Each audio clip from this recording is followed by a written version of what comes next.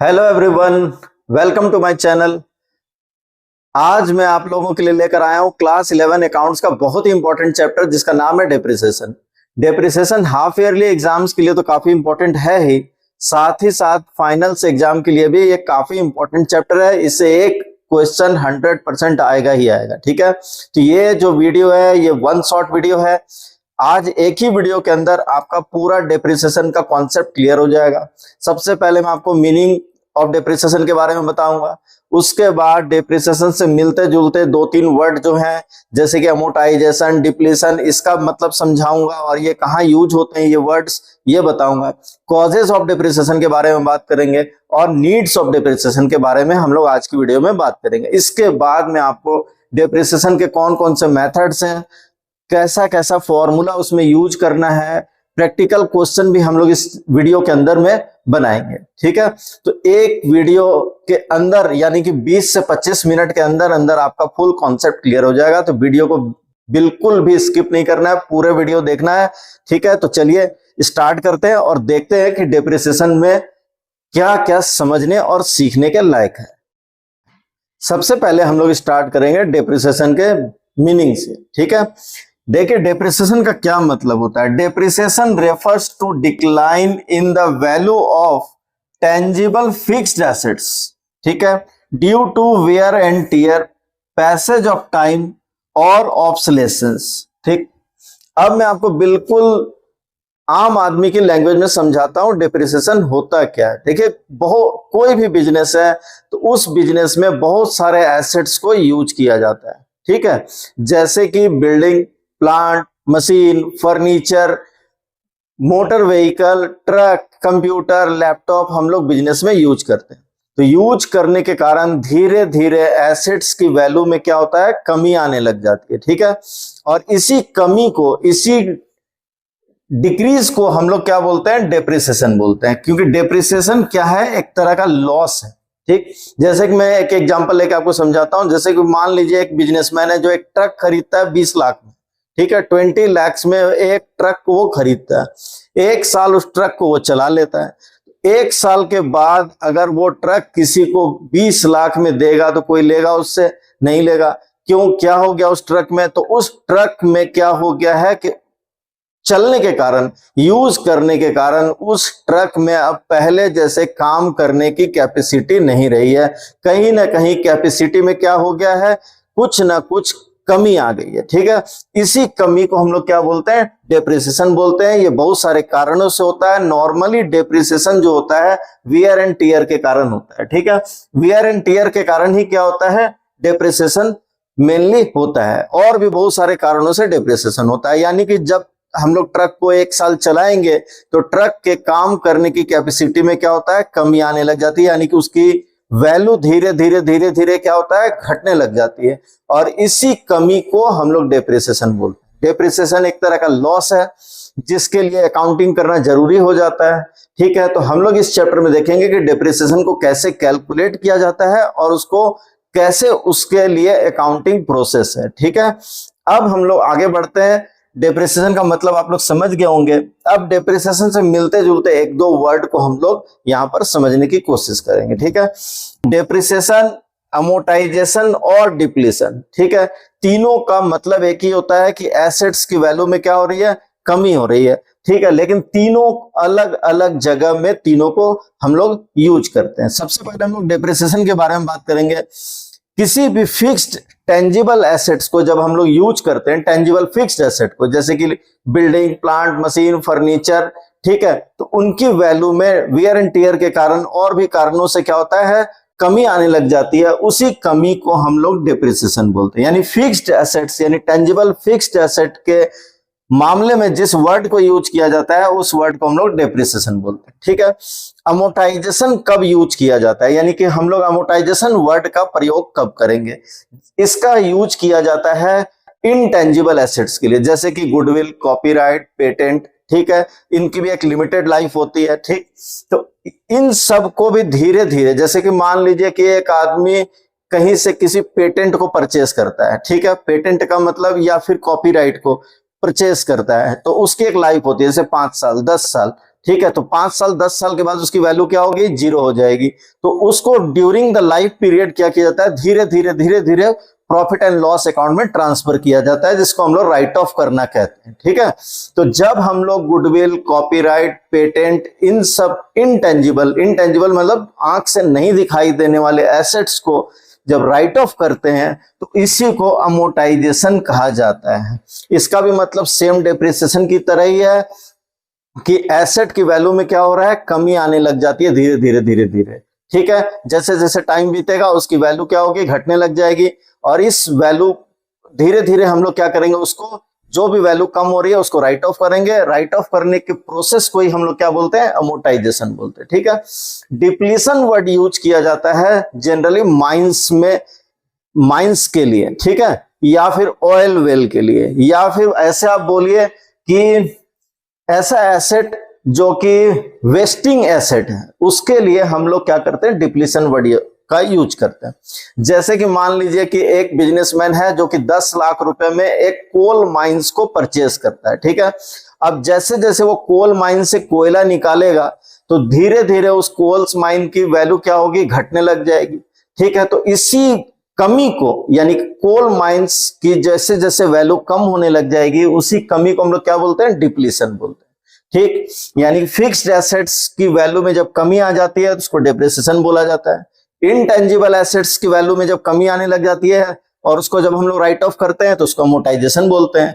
और wasting asset यानी कि ऑयल वेल हो गया या फिर कोल माइंस हो गया, क्वेरीज है, ऐसे एसेट्स के मामले में हम लोग डिप्लीशन वर्ड का यूज करते हैं। ठीक है, तो इसका मतलब क्लियर हो चुका है, तीनों वर्ड को आप अच्छी तरह से समझ चुके हैं।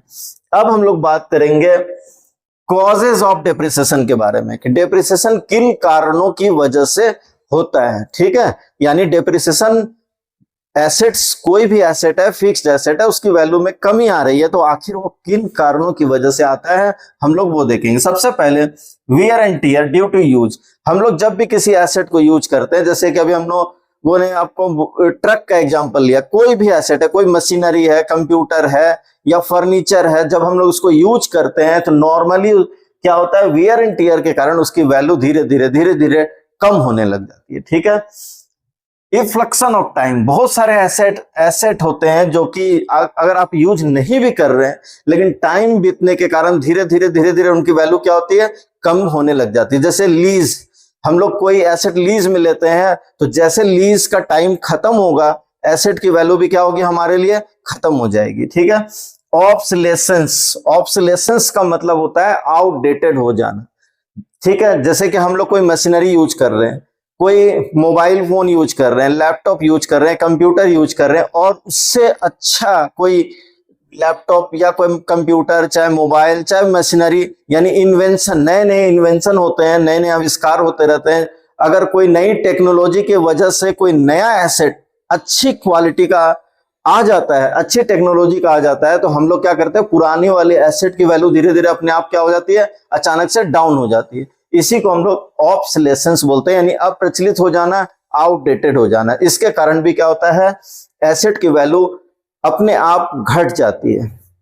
एबनॉर्मल फैक्टर्स यानी कि आग लग जाने के कारण, फ्लड्स के कारण, ठीक है, अर्थक्वेक के कारण भी कई बार क्या होता है, एसेट अपने आप में यूजलेस हो जाता है, उसकी वैल्यू डाउन हो जाती है, डिक्रीज हो जाती है।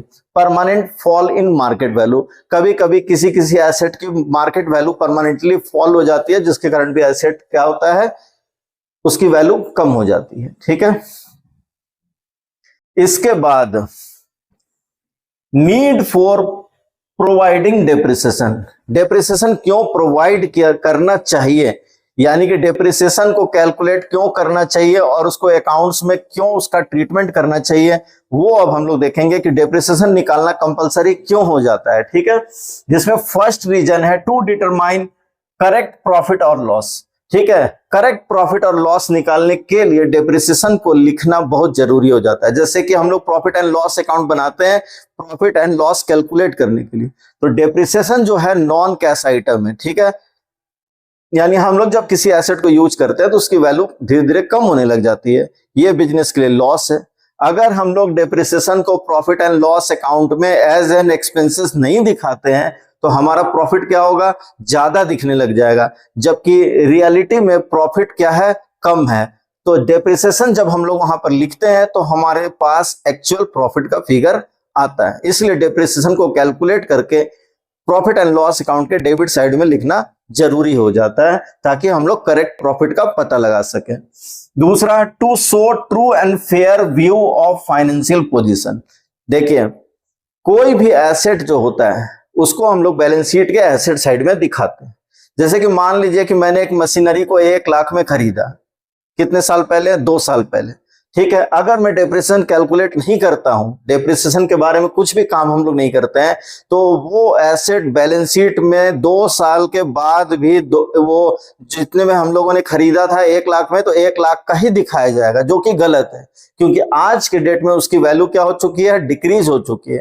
तो हम लोग जब बैलेंस शीट बनाएंगे तो बैलेंस शीट में एसेट में से उसका डेप्रिसिएशन क्या करते हैं, डिडक्ट कर देते हैं, माइनस करते हैं, जिससे कि क्या होता है, true and fair view of financial position, यानी आज के डेट में क्या एक्चुअल फाइनेंशियल पोजीशन है वो दिखाई देता है। ठीक है। अगर डेप्रिसिएशन को नहीं लिखेंगे तो एसेट क्या होगा, अधिक कीमत पर, अधिक वैल्यू पर बैलेंस शीट में दिखाया जाएगा, जो कि गलत होगा।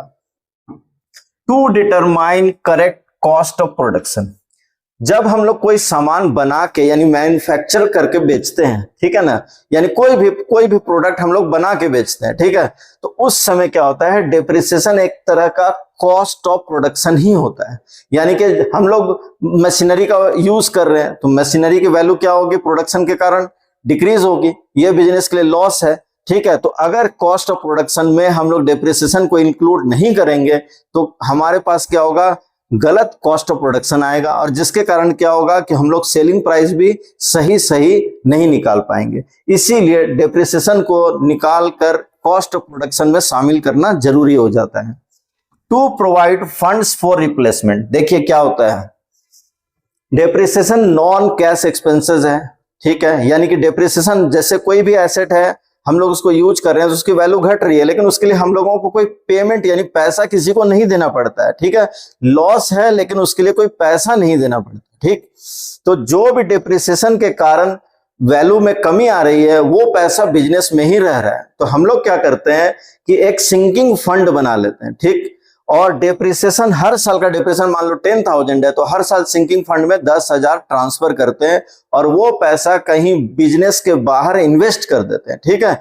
और जितने साल, मान लो मशीन की लाइफ 10 ईयर्स है, तो हम लोग 9 ईयर्स तक वो पैसा बाहर इन्वेस्ट करते जाएंगे, और जब लास्ट 10वें साल में एसेट की वैल्यू 0 हो जाएगी या एकदम बिल्कुल यूजलेस हो जाएगी, तब हम लोग क्या करेंगे, उस इन्वेस्टमेंट को जो बिजनेस के बाहर किया हुआ है उसको सेल करेंगे, जो पैसा आएगा उससे एक नई मशीन परचेस कर लेंगे। तो ये जो डेप्रिसिएशन होता है ये रिप्लेसमेंट के लिए फंड क्रिएट करने का भी काम करता है। ठीक है।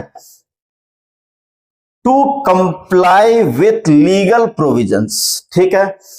देखिए, इनकम टैक्स के बहुत सारे रूल्स हैं और कंपनीज एक्ट 2013 के भी रूल्स के हिसाब से कंपनीज में और बहुत सारे बिजनेस में डेप्रिसिएशन प्रोवाइड करना कंपलसरी होता है, यानी कि लीगल प्रोविजंस को कंप्लाई करने के लिए भी डेप्रिसिएशन कैलकुलेट करना मस्ट हो जाता है, कंपलसरी हो जाता है। ठीक। तो ये सारे नीड्स फॉर प्रोवाइडिंग डेप्रिसिएशन है कि कौन कौन से कारणों से डेप्रिसिएशन को प्रोवाइड करना जरूरी हो जाता है। ठीक है।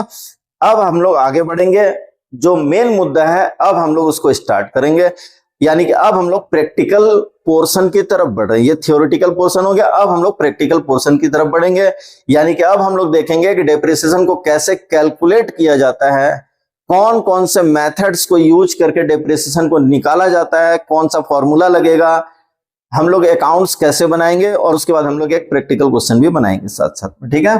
तो डेप्रिसिएशन प्रोवाइड करने के लिए ऐसे तो बहुत सारा मेथड्स है, लेकिन हम लोगों का सिलेबस जो है उसके अकॉर्डिंग हम लोग 2 मेथड पढ़ेंगे। एक तो straight line method, straight line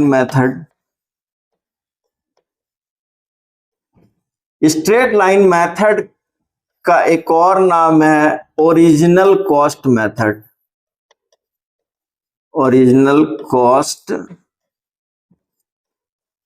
method, और एक और नाम है फिक्स्ड इंस्टॉलमेंट मेथड।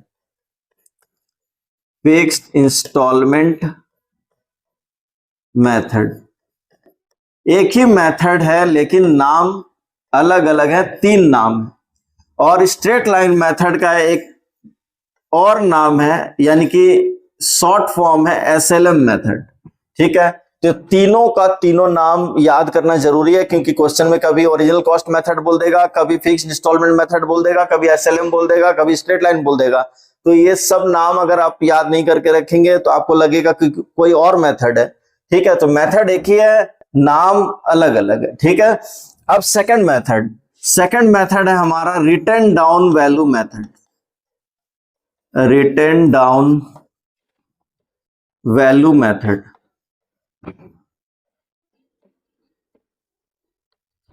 इसका एक और नाम है reducing balance method.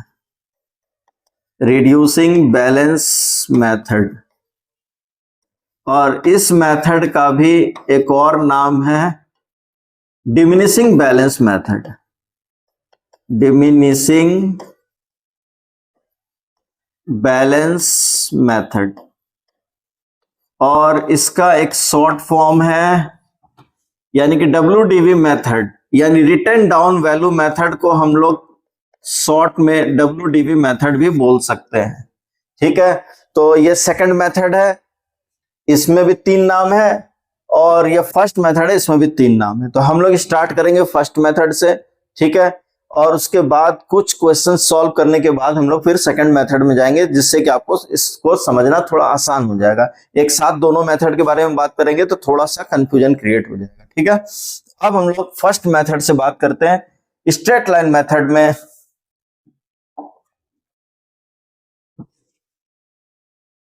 Straight line method में डेप्रिसिएशन कैसे कैलकुलेट किया जाता है, कौन सा फॉर्मूला लगेगा। स्ट्रेट लाइन मेथड में डेप्रिसिएशन कैलकुलेट करने का फॉर्मूला है cost of asset minus scrap value divided by useful life in years. ठीक है, ये एक फॉर्मूला है। ठीक, अभी इसको मैं आपको एक्सप्लेन करके बताता हूं। जैसे कि मान लीजिए कि मैंने कोई बाइक 1 लाख में खरीदा। ठीक है, और 1 लाख में जब उस बाइक को मैंने खरीदा और उसकी एक एस्टिमेटेड लाइफ है। ठीक है, क्योंकि किसी भी एसेट के लिए एक एस्टिमेटेड लाइफ को फिक्स कर दिया जाता है, जो कि आपको क्वेश्चन में गिवन होगा, परेशान होने की जरूरत नहीं है।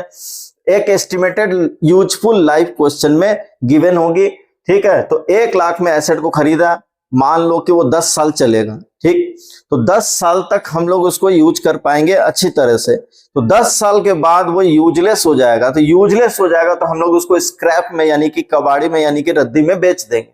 ठीक है, तो मान लो कि 10,000 कबाड़ी में बेचकर स्क्रैप वैल्यू हम लोगों को मिल जाएगा। 1 लाख में अगर हम लोग एसेट को खरीदते हैं और 10 साल के बाद 10,000 रुपया स्क्रैप में बेचकर वापस आ जाएगा, तो इसका मतलब है कि उस एसेट को 10 साल तक यूज करते रहे तो 90,000 जो वैल्यू है वो क्या हो गया, खत्म हो गया, डिक्रीज हो गया, है ना, डिप्रिशिएट हो गया। ठीक है, 90,000 10 ईयर्स में। ठीक है, तो अब 1 साल का डिप्रिसिएशन कितना होगा, तो हम लोग एस्टिमेटेड लाइफ से उसको डिवाइड कर देंगे, तो क्या होगा, पर ईयर का डिप्रिसिएशन आ जाएगा।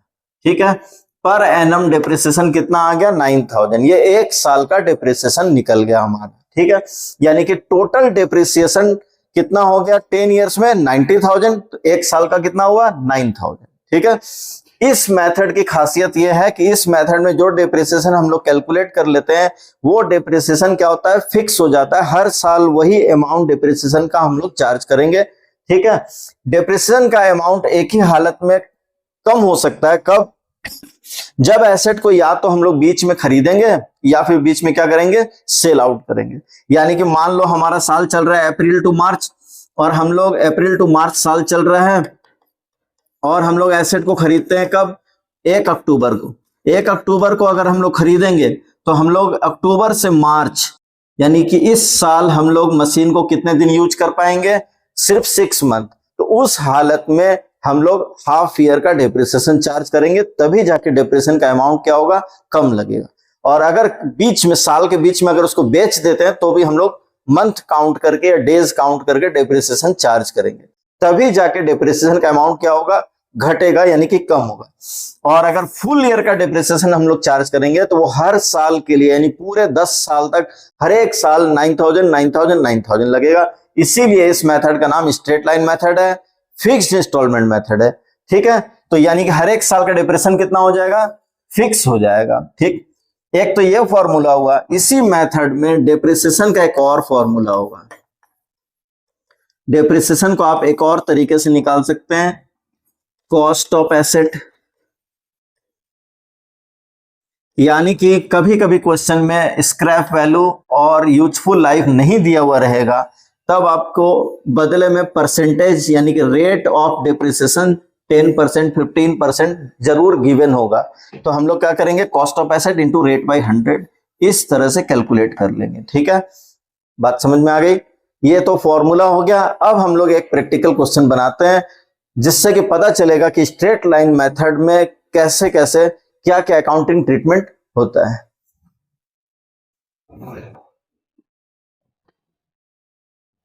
ये क्वेश्चन हम लोग अभी बनाएंगे। ठीक, अब इस क्वेश्चन में मैं आपको पहले क्वेश्चन पढ़ के समझा देता हूं।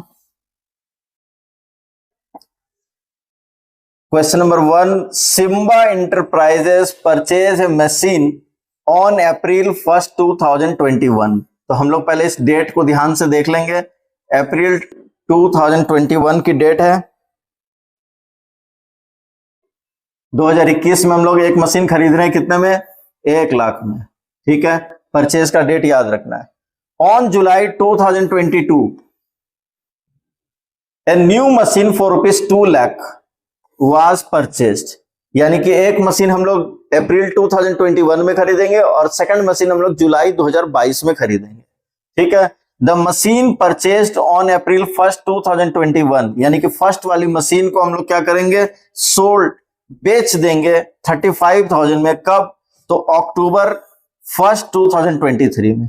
यानी कि परचेज करेंगे 2021 में और 2023 में उसको क्या करेंगे, हम लोग बेच देंगे। ठीक है, prepare machinery account charging depreciation at the rate 10% per annum on SLM method.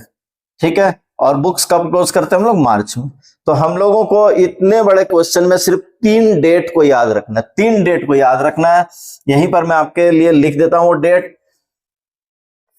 1 अप्रैल 2021 खरीदना है 1 lakh.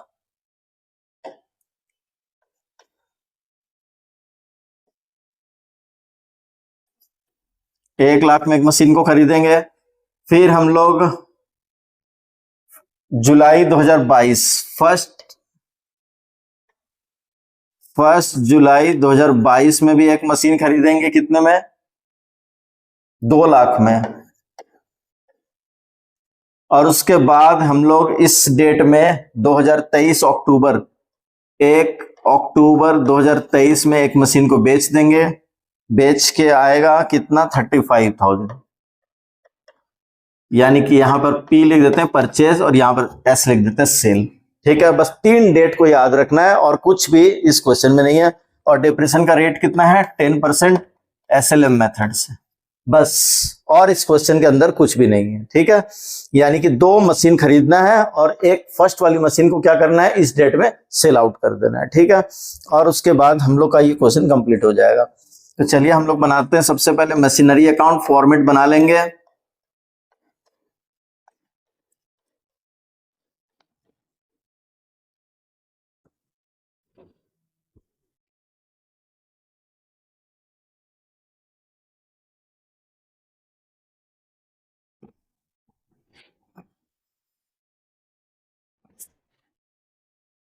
Date particular amount, date particular amount.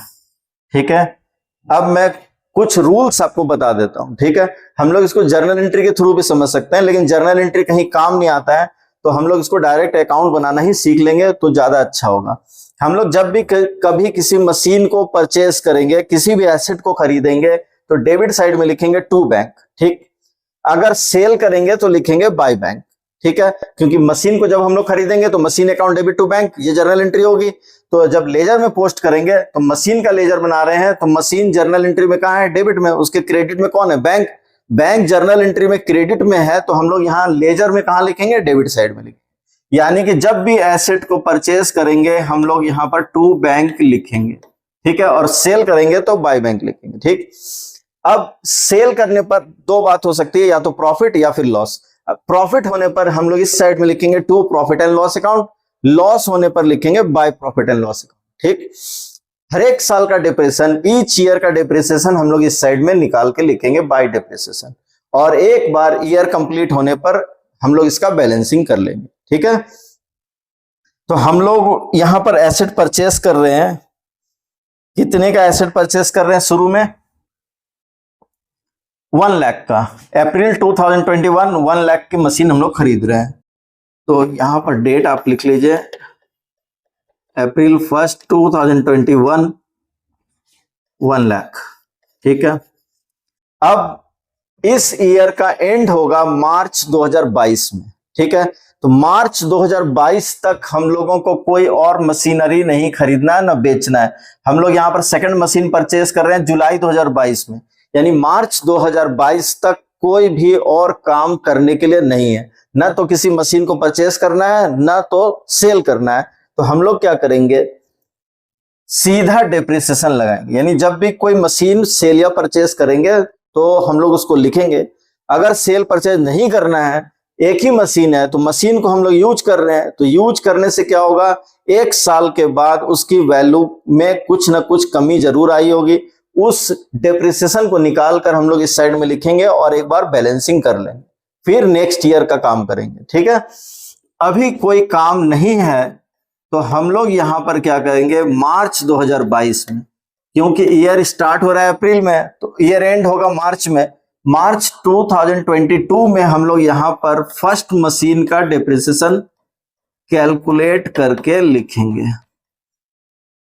1 lakh की मशीन है, डेप्रिसिएशन का रेट है 10% SLM मेथड से, ठीक है। तो ये बिल्कुल आसान है। यहां पर हम लोग 1 लाख का 10% निकाल लेंगे। अप्रैल में खरीदे थे, मार्च में हम लोग डेप्रिसिएशन कैलकुलेट कर रहे हैं, यानी कि पूरे 12 महीने का यानी 12 मंथ का डेप्रिसिएशन हम लोग यहां पर निकाल रहे हैं। 10,000, कोई काम और नहीं है, बैलेंसिंग कर लेंगे। इस साइड का टोटल ज्यादा है, ये टोटल निकाल के यहां लिखेंगे। यही टोटल हम लोग इस साइड लिख लेंगे।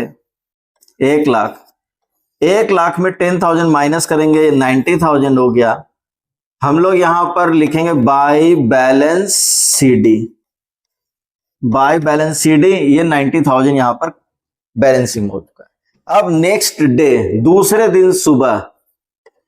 दिन सुबह यानी कि इसको, इस CD को हम लोग इस साइड ट्रांसफर कर लेंगे। तो 2022 अप्रैल 1 दूसरे दिन की डेट लिखकर हम लोग उस बैलेंस CD को इस साइड में ट्रांसफर कर लेंगे, बैलेंस BD बोल के 90,000, ठीक है।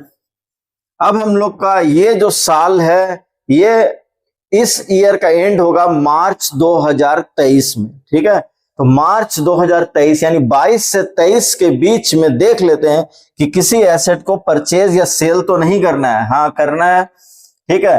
मार्च 2022-23 के बाद हम लोग इसको सेल करेंगे, यानी कि थर्ड ईयर में। लेकिन अभी सेकंड ईयर में ये जो डेट है, ये हमारे सेकंड ईयर का डेट है। हम लोगों को एक नया मशीन खरीदना है 2 लाख रुपए का, ठीक है। तो हम लोग अभी 2 लाख का एक नया मशीन खरीद लेते हैं। तो जब भी हम लोग जुलाई में खरीद रहे हैं, जब भी एसेट खरीदेंगे टू बैंक यहां पे लिख लेंगे। 2 लाख रुपए की एक नई मशीन खरीद रहे हैं, यहां पर होगा, ठीक है। अब हमारे पास 2 मशीन है, कोई काम नहीं है, ईयर एंड होने वाला है, ठीक है। जिस मशीन को बेचना है उसको थर्ड ईयर में बेचना है, अभी कोई काम नहीं है। अभी जब कोई काम नहीं है तो हम लोग क्या करेंगे? सीधा डेप्रिसिएशन कैलकुलेट करेंगे। Bye depreciation, bye depreciation first machine, second machine. First machine का डेप्रिसिएशन तो स्ट्रेट लाइन मेथड होने के कारण पहले से फिक्स है, यानी कि फर्स्ट ईयर में 10,000 डेप्रिसिएशन था तो सेकंड ईयर में भी क्या होगा, वही 10,000 डेप्रिसिएशन लगेगा पूरे एक साल के लिए। ठीक है, सेकंड मशीन का डेप्रिसिएशन हम लोग यहाँ कैलकुलेट करके लिखेंगे। तो सेकंड मशीन को हम लोग डेप्रिसिएशन हमेशा दिन गिन के चार्ज करना चाहिए। हम लोग जुलाई फर्स्ट में एसेट को परचेस कर रहे हैं, तो जुलाई से लेके ईयर के एंड तक ही हम लोग डेप्रिसिएशन लगाएंगे, क्योंकि हम लोगों ने मशीन को कितने दिन यूज किया है, जुलाई से मार्च तक यूज किया है। तो जुलाई से मार्च तक हम लोग काउंट करेंगे, जितने मंथ हम लोगों ने इसको यूज किया होगा उतने मंथ का ही डेप्रिसिएशन लगाएंगे। जुलाई से मार्च को काउंट कीजिए, 9 मंथ होता है, तो 2 लाख रुपए का 10% 9 मंथ के लिए लगेगा डेप्रिसिएशन। 2 lakh into 10/100 into 9/12। ये काम आप वर्किंग नोट में कर सकते हैं, मैंने थोड़ा सा आपको समझाने के लिए यहां पे लिख दिया। आप ये सब काम वर्किंग में भी कर सकते हैं, ठीक है, क्योंकि फॉर्मेट के अंदर अगर आप कैलकुलेट करेंगे और जरा सा भी कुछ कट हो गया तो फिर वो आपका फॉर्मेट बर्बाद हो जाएगा। तो ये आप नहीं करेंगे, आप इसको वर्किंग नोट में करेंगे, ठीक है। 2 लाख का 10% डिवाइडेड बाय 12 इंटू 9, ठीक है, 15,000 रुपया, 25,000। और अब हम लोग एक बार इसको क्या करेंगे, बैलेंस कर लेंगे, ठीक है। ईयर के एंड में डेप्रिसिएशन चार्ज करने के बाद एक बार अकाउंट को क्या करना चाहिए, बैलेंस कर लेना चाहिए। इस साइड का टोटल ज्यादा है, डेबिट साइड का 2,90,000, इस साइड भी हम लोग टोटल में 2,90,000 ही लिख लेंगे, ठीक है। 2,90,000 में 25 लेस करके जो बचेगा वो यहां पर हम लोग लिख देंगे, तो ये आ रहा है हमारा 265, ठीक है। 2 साल कंप्लीट हो चुके हैं, यहां पर हम लोग मार्च 31 लिख देंगे। अब हम लोग नेक्स्ट ईयर की ओर बढ़ेंगे, ठीक है, और इसी नेक्स्ट ईयर में यानी कि थर्ड ईयर में हम लोग इस फर्स्ट मशीन को सेल करेंगे, ठीक है। और सेल करेंगे तब हम लोग थोड़ा ध्यान देंगे, क्योंकि जब तक सेल नहीं करना होता है तो कोई काम नहीं होता है, बस डेप्रिसिएशन लिख के हम लोग को क्या करना पड़ता है, बस बैलेंस करना पड़ता है। और जब किसी एसेट को सेल करते हैं तब थोड़ा सा वर्किंग नोट बनाना पड़ता है। 2023 April 1 to balance BD, to balance BD 2,65,000, ठीक है। अब हम लोग देख लेते हैं कि इस थर्ड ईयर में कुछ काम पेंडिंग है क्या। तो 2 एसेट परचेज करना था, ये हम लोग फर्स्ट ईयर और सेकंड ईयर में कर चुके हैं। इस क्वेश्चन में कुछ है नहीं, बस इतना ही सा काम है, यानी इतना ही बड़ा है ये क्वेश्चन बस, ठीक है। इस क्वेश्चन में इतनी ही सी कहानी है और ज्यादा नहीं। अब थर्ड ईयर में बस एक ही काम बच गया है, एक मशीन को बेचना है। कौन सी मशीन को बेचना है, फर्स्ट वाली मशीन को बेचना है। यहां लिखा हुआ है the machine purchase on 1 April 2021 was sold for ₹35,000 on October 1, 2023। यानी कि फर्स्ट मशीन को हम लोग इस डेट में 35,000 में बेचेंगे। 1 लाख वाली मशीन को 35,000 में हम लोग इस तारीख में बेचेंगे, और ये तारीख जो है वो थर्ड ईयर की तारीख है, अक्टूबर 23 35,000। यानी इसी साल हम लोग, यानी ये 23 है, 24 में एंड होने वाला है, यानी 23-24 के बीच में ही हम लोग क्या कर रहे हैं, फर्स्ट मशीन को बेच रहे हैं। 2023 अक्टूबर 1 एसेट को खरीदेंगे, टू बैंक लिखेंगे, सेल करेंगे तो बाय बैंक लिखेंगे। मशीन को बेच रहे हैं हम लोग, क्रेडिट साइड में लिखेंगे बाय बैंक बोल के, ठीक है। अब यहां पर थोड़ा सा ध्यान देंगे, जब भी किसी मशीन को हम लोग बेचते हैं तो उसके बाद 2 काम करते हैं, ठीक है। एक तो यहां पर हम लोग दिन गिन के डेप्रिसिएशन लगाएंगे। तो दिन गिन के का मतलब ईयर के बिगिनिंग से लेके डेट ऑफ सेल तक, यानी कि 1 अप्रैल से लेकर 1 अक्टूबर तक जितने भी मंथ हम लोगों ने मशीन को यूज किया है, यहां पर हम लोग उसका डेप्रिसिएशन कैलकुलेट करके लिख देंगे। ठीक है, जिस मशीन को सेल कर रहे हैं सिर्फ उसी का। ठीक है, क्योंकि जो रिमेनिंग मशीन है उसका डेप्रिसिएशन हम लोग ईयर के एंड में लगाते हैं। तो अभी हम लोग जिस मशीन को बेच रहे हैं सिर्फ उसका डेप्रिसिएशन कैलकुलेट करके लिखेंगे। ठीक है, तो जब भी मशीन को बेचेंगे 2 काम करेंगे। एक तो हम लोग यहां से यहां तक दिन गिन के डेप्रिसिएशन लगा देंगे, और दूसरा मशीन को बेच के प्रॉफिट हुआ है या फिर लॉस हुआ है वो कैलकुलेट करके हम लोग यहां पर लिखेंगे। ठीक है, तो सबसे पहले हम लोग 6 मंथ का डेप्रिसिएशन लगाएंगे, क्योंकि अप्रैल, मई, जून, जुलाई, अगस्त, सितंबर 6 मंथ तक हम लोगों ने इस मशीन को यूज कर लिया है। 6 महीने का डेप्रिसिएशन अभी अक्टूबर की तारीख में लगा देंगे। 6 मंथ का डेप्रिसिएशन 1 लाख का 10% हाफ ईयर के लिए। ठीक है, 1 लाख का 10% हाफ ईयर के लिए, तो 1 लाख का 10% फुल ईयर के लिए होता है 10,000, तो हाफ ईयर के लिए कितना होगा 5,000 होगा। तो ये 5,000 डेप्रिसिएशन यहां पर चार्ज हो जाएगा, यानी कि 1 लाख इंटू 10/100 इंटू 6/12, इस तरह से हम लोग डेप्रिसिएशन, ये काम आप वर्किंग में करेंगे, यहां नहीं करेंगे। ठीक है, तो ये डेप्रिसिएशन हम लोग कैलकुलेट करके यहां पर लिख देंगे, और उसके बाद प्रॉफिट लॉस का पता लगाएंगे। प्रॉफिट लॉस का पता लगाने के लिए हम लोग क्या करेंगे, एक वर्किंग नोट बना लेंगे। वर्किंग नोट बना लेंगे, calculation of profit loss, calculation of profit oblique loss on sale of machine number 1, machine 1। ठीक है, ये हेडिंग दे देंगे। सबसे पहले मशीन को कितने में खरीदा था वो यहां लिख लेंगे हम लोग। 1 लाख में हम लोगों ने मशीन को खरीदा था, और अब जितने भी दिन मशीन को यूज कर चुके हैं उसका डेप्रिसिएशन एक एक करके माइनस कर देंगे। तब पता चलेगा कि मशीन को जिस डेट में हम लोगों ने बेचा है उस डेट में मशीन की क्या वैल्यू थी और कितने में बेचा है, प्रॉफिट हुआ कि लॉस हुआ। सबसे पहले हम लोगों ने डेप्रिसिएशन लगाया था 2021-22 में। ठीक है, जब मशीन को खरीदा था 10,000। इसके बाद मशीन की वैल्यू घट के 90,000 हो गई थी। सेकंड ईयर 22-23 में भी मशीन को यूज किया, 22-23 का भी डेप्रिसिएशन लेस कर देंगे। इसके बाद मशीन की वैल्यू हो गई थी 80,000। और थर्ड ईयर का मतलब जिस साल में हम लोगों ने इसको 6 महीना यूज करके बेच दिया, यानी कि 23-24 साल का नाम है ना, फाइनेंशियल ईयर 23-24 के बीच में हम लोगों ने इसको बेचा है 6 महीना यूज करके।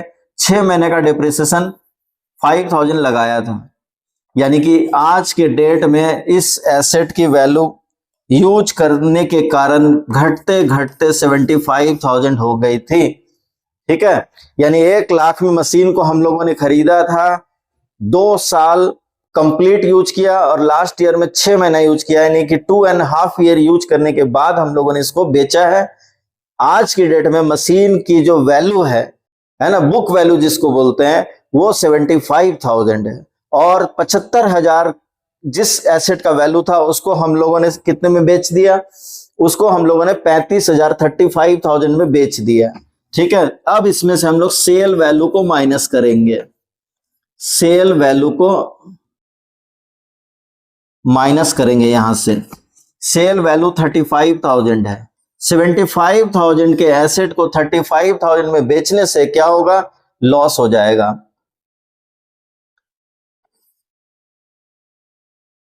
40,000 का लॉस हो गया है। तो ये जो प्रोसेस है, वर्किंग नोट है, ये बहुत आसान है, और आपके लिए लॉन्ग टर्म में जब हम लोग आगे बढ़ेंगे चैप्टर के अंदर में, तब ये आपको और ज्यादा हेल्पफुल महसूस होगा। ठीक है, तो इस 40,000 के लॉस को हम लोग यहां पर लिख लेंगे। प्रॉफिट होने पर to profit and loss account इस साइड में लिखेंगे, लॉस होने पर इस साइड में लिखेंगे। ठीक है, तो हम लोग यहां पर लिखेंगे to profit and loss account. अगर कंपनीज का केस होता है, यानी कोई अगर कंपनी है, यहां तो सिम्बा इंटरप्राइजेस है, ठीक है ना, अगर कंपनी होने से हम लोग statement of profit and loss account लिखते हैं, या फिर आप इसको loss on sale of machine भी लिख सकते हैं। ठीक है, कितने का लॉस हुआ है, 40,000 का लॉस हो गया है। इसी के साथ फर्स्ट मशीन का काम तमाम हो चुका है। ठीक है, ये हम लोग सेल करने के टाइम पर करते हैं। इसको आप जरूर से ध्यान से नोट कर लीजिए कि मशीन को जब बेचते हैं तो क्या क्या करते हैं। तो मशीन को बेचते हैं तो सबसे पहले बाय बैंक बोल के जितने में सेल कर रहे हैं वो लिख देंगे। उसके बाद यहां से यहां तक दिन काउंट करके, यानी कि बिगनिंग से लेके बेचने के दिन तक का डेप्रिसिएशन कैलकुलेट करके लिख देंगे। और उसके बाद वर्किंग नोट बना के प्रॉफिट या लॉस निकाल लेंगे, उसको लिख देंगे। लॉस होने पर इधर लिख देंगे, प्रॉफिट होने पर इस साइड में लिख देंगे। ठीक है, अब कोई काम नहीं है। ठीक है, हमारे पास 2 मशीन थी जिसमें से एक मशीन बिक चुकी है, एक मशीन है अभी भी। तो ईयर के एंड में उस मशीन का डिप्रिसिएशन लगाएंगे और बैलेंसिंग करेंगे, तब जाके कंप्लीट क्वेश्चन बनेगा। ठीक है,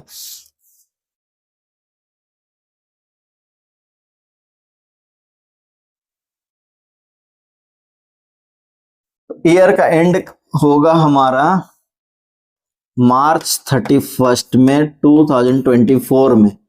हम लोग तब क्या करेंगे, बाय डेप्रिसिएशन लिखेंगे यहां पे।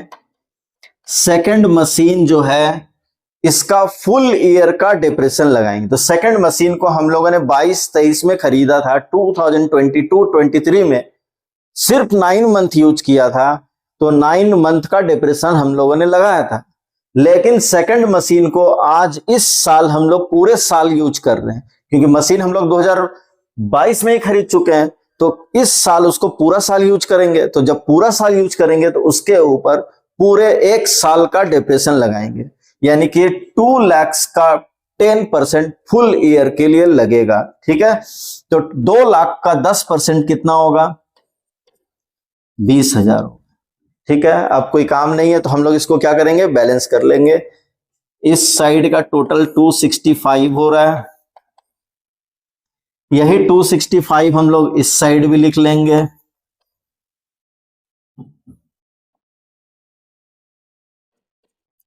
और इस साइड के टोटल से इस साइड का टोटल माइनस करेंगे, और जो बचेगा बैलेंस उसको हम लोग यहां पर बैलेंस सीडी बोलकर लिख लेंगे। यहां पे बैलेंस सीडी बोल के लिख लेंगे, थोड़ा सा जगह कम है। ठीक है, तो इस साइड का टोटल कितना हो रहा है, देखो 40, 40, 80, 1 लाख। तो 265 में 1 लाख माइनस करेंगे तो 165 बचेगा यहां पर बैलेंस सीडी। और नेक्स्ट डे इस बैलेंस सीडी को हम लोग नीचे ट्रांसफर कर देंगे टू बैलेंस पीडी बोल के। ठीक है, तो ये एक कंप्लीट क्वेश्चन आज इस स्ट्रेट लाइन मेथड का हम लोगों ने बनाना सीखा है। ठीक है, तो ये आज हमारा 1 शॉर्ट वीडियो था जिसमें मैंने पूरा कोशिश किया है कि आपको मीनिंग समझा दूं, नीड्स क्या है, कॉजेज ऑफ डिप्रेशन क्या है, डिप्रेशन कौन कौन से मेथड से लगाया जाता है, और एक क्वेश्चन भी आपको मैंने बनाकर दिखा दिया। ठीक है, अब नेक्स्ट वीडियो में मैं आपको स्ट्रेट लाइन मेथड के कुछ और अच्छे क्वेश्चन कराऊंगा और फिर हम लोग WDB मेथड को स्टार्ट करेंगे। ठीक है, तो मिलते हैं नेक्स्ट क्लास में।